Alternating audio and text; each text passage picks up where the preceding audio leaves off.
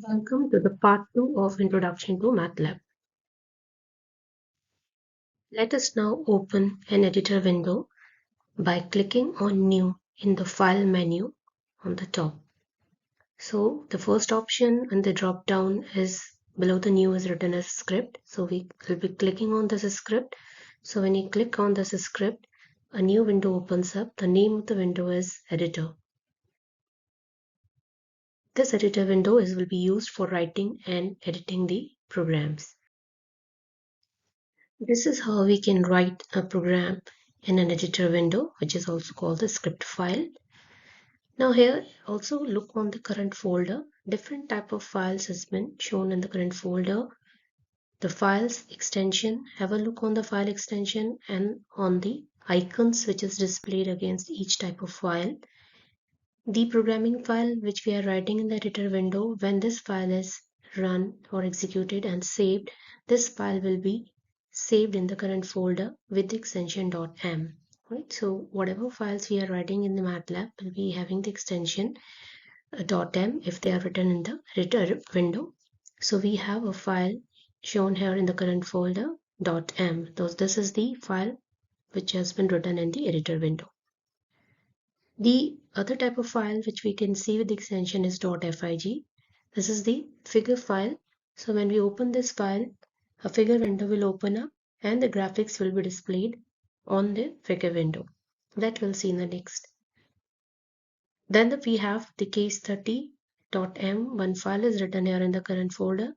But if you look at the extension, it is same as .m for the arma21.m file. But you can see the icons are different.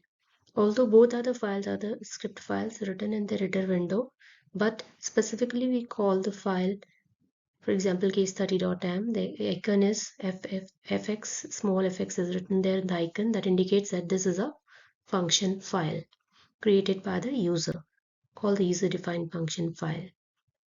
Also, the other type of file extension is .mat. Here we can see 50.mat. This is a mat file, the file which has been saved when we saved the workspace window, which is containing all the variables executed or used in the program. We have another file with the extension .mdl. This is a model file and this file will be running in the Simulink. Simulink part we'll discuss later on. Then we have another file model1.slx. This is also a model file, but the extension is .slx. In the earlier versions of the MATLAB, the Simulink modeling file was saved with extension .mdl, but in the newer versions, the modeling file drawn in the or created in the Simulink window is saved with extension .slx. If you wish to load any of the existing saved file from your current folder into the respective sub-window of the MATLAB, then you simply need to double-click on that file. For example, here it is shown 50.mat is a workspace file, that is the file consisting of the variables. So we are double-clicking on this file. So when that is double-clicked, all the variables which are saved in this file will be loaded into the workspace, which you can see on the right side. The three variables are currently saved in this file named 50.mat. Similarly, you can click on any of the file which you have already executed and saved in your current folder and you need to rerun the file. You need to just double click on the file and the file will be loaded into the respective folder. If you are clicking on any of the file name with the extension .m, you have to double click. So when you double click, your editor window will open and the file with the entire syntax and the statements will be loaded into that file, right? So currently you can see here the pizza choice.m file has been already loaded into the editor window when it has been double clicked. See on the command window, when we executed or loaded the file 50.mat, it got loaded into the workspace window on the right and with all the variables displayed. But what MATLAB has actually done this when we have double clicked the file 50.mat, actually it has executed the command which is shown on the command window as load 50.mat. So when you write this load 50.mat, if you don't want to double click from the current folder. You can also type this statement at the prompt as whichever file you want to load with its extension. So here we are right now, we want to load the workspace window and the name of the file is 50.mat. So we want to load it. So we can type this statement and by pressing the enter key, you can execute it and all the variables will be loaded into the workspace. Also look at the top. This is the path which has been shown for the current folder. Usually when you install the software, you'll see that in your documents folder, another folder named MATLAB will be there.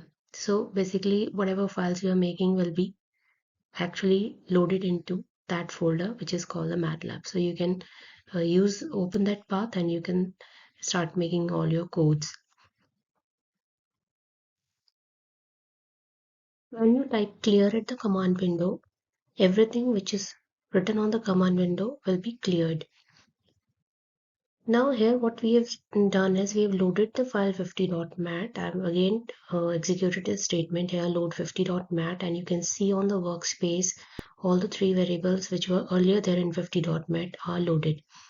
Now after this, let us repeat the statement from the command history on the bottom right. We have evaluated the statement x2 is linspace 016.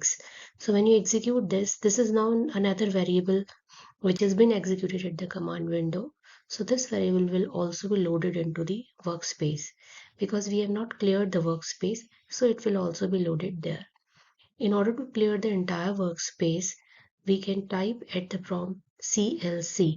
That will clear all the variables stored in the workspace. Sometimes we are creating the programming files or the coding files in which we don't want to mix up the variables of the two programs, and we can keep the workspace window separate for each of the program. But if you're not keeping it separate and your workspace is already loaded, then the moment you execute the other program, the variable which are there in the other program will also be loaded into the workspace. That's what the example has been shown here. That is, the three variables are already there in 50.mat, and now an additional variable x2 is also loaded into the workspace window.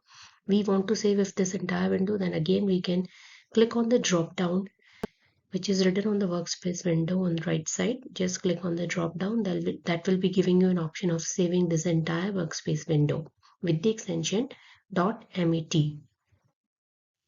You can use the cursor up keys to repeat any statement from the command window in order to execute it. Here on the command window, we have executed the statement again. X2 is linspace 016.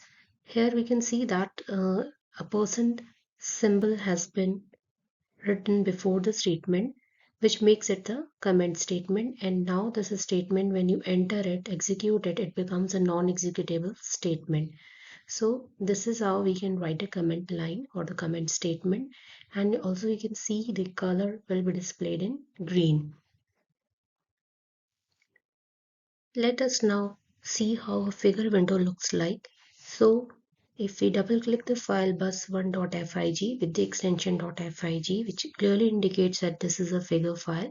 So when we double click this, a figure window which was containing the graphical results of some program is loaded, and the name of this window is called the figure window. This is the summary of all the MATLAB windows that we have seen so far. Command window, current folder window, command history window, workspace window, editor window, figure window, and help window. Help window contains the help information, and this window can be opened from help menu on the toolbar of the MATLAB. The help window is interactive and it contains the information on all the features of the MATLAB. So MATLAB is a very user-friendly software, and with the help of the help feature, which is a very good feature included with the software, we can have a look on what are the different types of toolboxes, what are the different functions, and what are the syntaxes and how to use them with the demo examples.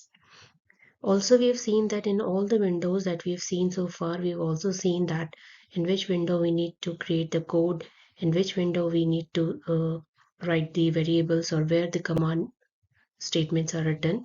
and where to save and what extensions will be there for each type of file which is saved. This table shows some of the commonly used operators supported by MATLAB.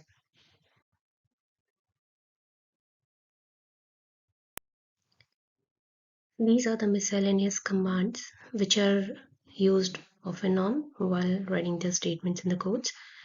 Clear will clear all the variables from the memory, that is from the workspace. Clear xy will be clearing the listed variables from the variable, that is the variable x and y will be cleared. The command clf will clear the current figure. The command clc clears the command window, whatever statements are written on the command window. The continuation symbol, suppose we are writing a statement and the statement is very long, we are keeping on typing and we have reached almost end of the screen, then we can write the continuation symbol there and we can do continuation in writing that particular statement in the new line. That is, you can write, you have a vector x equal to 0, 1 to up to 10, and after 5 you need to write a continuation symbol. The continuation symbol are the 3 dots. So you need to write 3 dots and then you can continue typing your statement in the next line. This will be treated as a single statement. The command figure will open a new figure and the command figure 2 will make the figure 2 as the current figure. Here you can see that figure, after that we have written percent opens new figure. The meaning is that we can write a command statement after the end of the command also, and when we put a percent sign, the rest of the things after the percent sign becomes the non-executable one. Note that MATLAB is case sensitive. When you are giving name to the variables, they can be written in alphabet, that is the letters, and digits or underscore, and the name of the variable should be written in a continuous way without any gaps in between. Similarly, when you are giving any name to a file, any type of file, that file should also be having the letters or the digits written in a continuous way without any gaps in between. Also, we will try that we will not write any variable name or any file name as the same as the existing keyword of the MATLAB. So once you start working on the MATLAB and start making the codes, a lot of keywords you'll be utilizing the inbuilt functions, so you will remember them. So we'll try to avoid this clash with the existing keywords while naming the variables or while naming the file names.